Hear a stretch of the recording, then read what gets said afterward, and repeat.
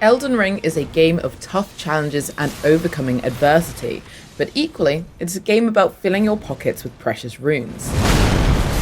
You'll get through your first few levels quick enough, but each time you do, the rune cost rises.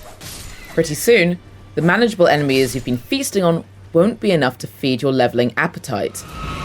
I'm Imogen Mellor from PC Gamer, and I'm going to tell you about the places all over the lands between where you can net yourself a mountain of runes.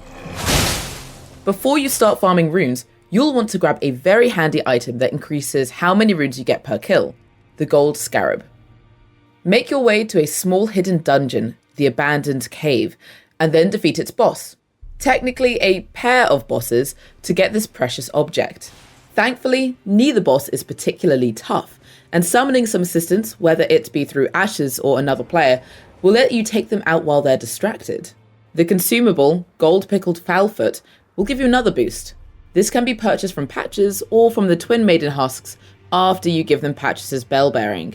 They can also be found dotted around the world. Once you get your hands on the second Missionary's Cookbook, also sold by Patches, you'll be able to craft them yourself.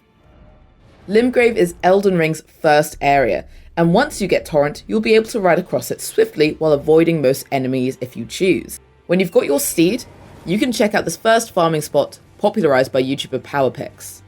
Although Pix says it'll net you about 300,000 runes per hour, the catch is that this method will send you out from Limgrave to a much higher level area, with enemies that can take you out very quickly. Still, magic builds will have an easier time, and it's absolutely viable for melee characters. First, you have to head to the Third Church of Marika in Limgrave. It's located east of the first few sites of Grace. From there, you'll need to go northeast until you find a portal sitting in a pond. The portal takes you to Greyold's Dragon Barrow, a high-level area in the north of Khalid that features one of the game's strangest characters, who you'll see right behind you when you arrive, along with a Site of Grace. Also, don't mess with the large creature on the steps of the building. Leave them be, otherwise you're going to have a bad time. Outside, you'll see some small enemies. Ride down the hill towards a bridge with another Site of Grace next to it. Grab the Site of Grace, but don't cross the bridge. Instead, go back to the small enemies because they'll be who you're farming. These little guys go down fast, and while a magic build will be helpful here, melee characters can still stagger them or employ stealth. When we tested this method, we got 1,094 runes per kill. Resting at the nearby Site of Grace will then let you keep respawning them. Just don't give them an opportunity to retaliate, as they can kill a low-level character in just one hit. Since you're already in Dragon Barrow anyway, you may as well hit up another cheesy farming spot nearby.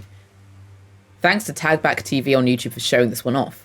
Oh, and for this one you won't even need to get into any fights to fill your pockets. You'll need to make your way over to the Lens Rise Site of Grace, southeast of the site you activated next to the bridge earlier. You still don't want to cross that bridge, so instead double back a bit and take the route that will bring you to a smaller bridge to the east. Make sure to do this during the day though, as there is a boss that appears on the bridge at night. There are a few enemies to avoid and some poison traps, but the Site of Grace is right at the end of the bridge, so it doesn't matter if you take a little damage. Activate the Site of Grace and then head down the path that takes you under the bridge you've been avoiding. Close to the top of the path is a trap, a magical boulder that will only appear when you're in front of it. Dash out of the way of the boulder and it will continue its trajectory, squashing an enemy below and earning you a not too shabby 1,952 runes. Then teleport back to the Site of Grace and do it all over again.